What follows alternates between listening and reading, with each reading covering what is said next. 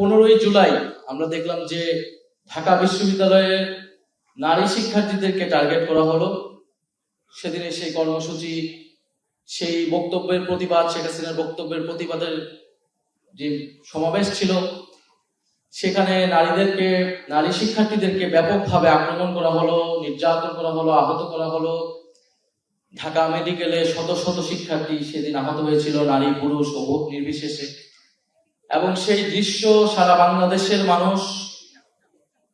মানুষকে আলোড়িত করেছে, আন্দোলিত করেছে, এবং পুরা বিশ্বে সেই নারী নির্যাতনের দৃশ্য কিন্তু ছড়িয়ে পড়েছিল।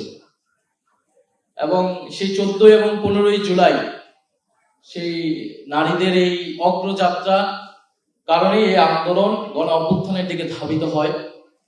এবং গণ অভ্যুত্থানে আমাদের অনেক নারী শহীদ, আমি জানি না নারী শহীদ হিসেবে বলাটা কতটুকু যৌক্তিক, কিন্তু অনেক নারীরা আন্দোলনে সরাসরি অংশ নিয়েছে, আহত হয়েছে এবং শহীদ হয়েছে। শহীদ মেহেরুন্নিসা, নাইমা সুলতানা, রিয়াগব সহ আমরা জানি কয়েকজন শহীদ হয়েছেন। অনেকে সরাসরি আন্দোলনে গিয়ে রাজপথে শহীদ হয়েছেন। ফলে নারীদের এই আন্দোলনে অংশগ্রহণ, ভূমিকা, আত্মত্যাগ, এটা আমরা সবসময় বক্তব্যে বলি, কিন্তু দুঃখের বিষয় গত 2 বছরে আমাদের বলতে সকল রাজনৈতিক দল বা সামগ্রিক রাজনৈতিক কর্মকাণ্ডে সেটা আসলে প্রতিফলিত হয় নাই।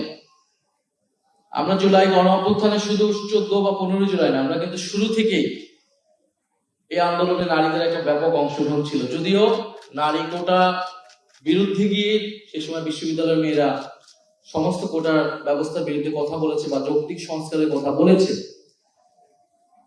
তো নারীরা ফ্যাসিবাদের, আমরা যারা বিশ্ববিদ্যালয়ের রাজনীতি করেছি, আমাদের কাছেও এটা পরিষ্কার ছিল বিভিন্ন সময় যে এই যে ফ্যাসিবাদ, এই ফ্যাসিবাদের বিরুদ্ধে নারীরা একটা বড় শক্তি, যারা সেই তৎকালীন ফ্যাসিবাদের বিরুদ্ধে দাঁড়াতে সক্ষম। এবং নারীরা এই আন্দোলনের একটা প্রধান জায়গায় ছিল বলেই নারীদেরকে আন্দোলনের সময়, অভ্যুত্থানের সময়, অভ্যুত্থানের পরবর্তী সময়ে বিভিন্ন সময় স্পেসিফিক ভাবে আক্রমণ করা হয়েছে, নারী হিসেবে আক্রমণ করা হয়েছে। কারণ না হলে 15ই জুলাই নারীদেরকে লক্ষ্যবস্তু করা হতো না আক্রমণে, কারণ তারাও ভাবছিল যে নারীরাই ছিল আন্দোলনের বৈধতা। নারী না থাকলে, বা আমাদেরকে এখনো বিভিন্ন সময় এইভাবে ফ্রেমিং করানোর চেষ্টা করা হয় যে নারী নাই এনসিপির সাথে, বা জুলাইয়ের সাথে আর নারীরা নাই, নারীরা চলে গিয়েছে। কিন্তু আমরা বিশ্বাস করি জুলাই গণ অভ্যুত্থানের যে সকল নারীরা ঢাকার সারা বাংলাদেশে অংশগ্রহণ করেছিল, যে সকল ছাত্রীরা, যে সকল নারীরা, পেশাজীবী নারীরা, গৃহিণীরা, আমাদের মায়েরা, বোনেরা, তারা এখনো জুলাইয়ের পক্ষে আছে, এখনো নতুন বাংলাদেশের পক্ষে আছে, সংস্কারের পক্ষে আছে, বিচারের পক্ষে আছে। হয়তো অনেক বাস্তবতার কারণে, সামাজিক এবং রাজনৈতিক কারণে অনেকেই মাঠে সেই সক্রিয়তাটা ধরে রাখতে পারে নাই, রাজনৈতিক ভাবে সামনে এগিয়ে আসতে পারে নাই, আমরা সেই স্পেসটা করে দিতে পারি নাই। কিন্তু তার মানে এই না যে তারা পুরনো বন্দোবস্তের পক্ষে চলে গিয়েছে। তারা এখনো পরিবর্তন চায়, তারা এখনো প্রতিবাদী। এবং আমরা মনে করি এদেশের সংকটে, জাতীয় সংকটে, এদেশের তরুণদের কোনো সংকট হলে অবশ্যই সেই সকল নারীরা, আমাদের মায়েরা, বোনেরা আবারও আমাদের পক্ষে এসে দাঁড়াবেন। এবং আমরা এবারে নির্বাচনে দেখেছি যে নারী ভোটারদের তারা বড় একটা রোল প্লে করেছিল।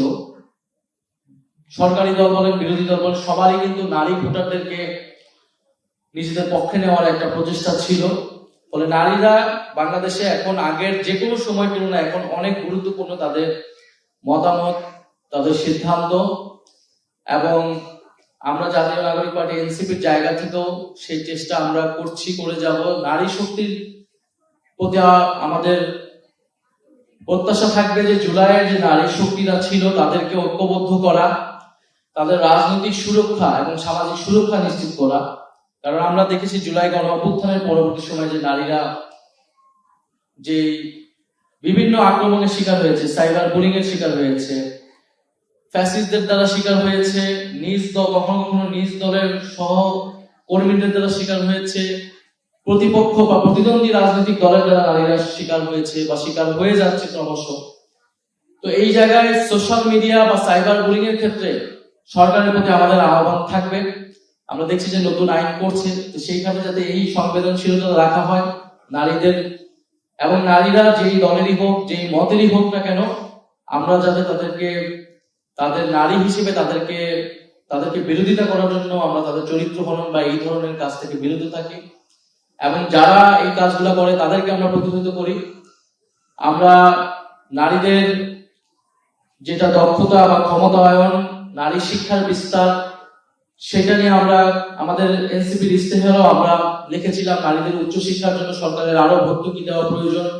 শুধু প্রাথমিক শিক্ষাতে নারীদের সরকারি একটা বৃত্তি আছে বা নানান সুযোগ সুবিধা আছে, সেটা উচ্চশিক্ষা পর্যায়ে নারীদের সেই সুযোগ সুবিধা নিয়ে যাওয়া প্রয়োজন, যাতে নারীদের প্রতি সামাজিক বৈষম্যটা দূর হয়, এবং পেশাজীবী নারীদের জন্য নিরাপদ কর্মসংস্থানের পরিবেশ করা, পাশাপাশি গৃহিণী নারী যারা রয়েছে তাদেরকেও সামাজিক নিরাপত্তা, এবং তাদেরকেও যাতে তারা বিভিন্ন ধরনের যৌন নির্যাতনের শিকার হয়। আমরা অন্তর্বর্তী সরকারের সময় যেমন আইন শৃঙ্খলার একটা বেহাল দশা আমরা দেখেছিলাম, এবং বলা হয়েছিল যে নির্বাচিত সরকার আসলে আইন শৃঙ্খলার পরিবেশ উন্নতি হবে, কিন্তু এই নির্বাচিত সরকার আসার পরেও, দলীয় সরকার আসার পরেও কিন্তু আইন শৃঙ্খলার পরিবেশের কোনো উন্নয়ন আমরা দেখি নাই। যিনি স্বরাষ্ট্রমন্ত্রী রয়েছেন তিনি অনেক কাজে ব্যস্ত, তিনি সংবিধান সংশোধন করতে ব্যস্ত, কিন্তু আইন শৃঙ্খলার পরিবেশের পরিবর্তন বা সংস্কার করতে কিন্তু ওনার সেই ব্যস্ততা আমরা দেখি না। ফলে আমরা এই গত 4-5 মাসে কিন্তু অনেক ধর্ষণের ঘটনা আমরা শুনেছি, শিশু ধর্ষণের মতো ভয়াবহ অপরাধের কথা আমরা শুনেছি, এবং 1-2টার বিচার হয়তো করা হচ্ছে, কিন্তু অনেক জায়গায় এই ঘটনাগুলো এখনো ঘটে যাচ্ছে। আমরা হাতিয়াতে দেখেছি শাপলাগলিতে ভোট দেওয়ার কারণে একজন নারী ধর্ষণের শিকার হয়েছে, এবং তার তদন্তের প্রতিবেদন, যে অভিযোগটা এসেছে সেই তদন্তের প্রতিবেদন কিন্তু এখনো আসছে না। ফলে এই যে এই ধরনের ঘটনা ঘটছে সামাজিক ভাবে, রাজনৈতিক ভাবে, তো এই সরকার যদি গতানুগতিক ভাবে চলে, আগের সরকারের মধ্যে অবস্থান নেয়, এবং নারীদের জন্য কোনো এই সামাজিক রাজনৈতিক নিরাপত্তা নিশ্চিত না করে, তাহলে এই সরকার জুলাই গণ অভ্যুত্থানে যে নারীদের কন্ট্রিবিউশন বা আমাদের সকলের যে প্রত্যাশা, সেইটার পক্ষে সম্মান প্রদর্শন করবে না বলে আমরা মনে করছি।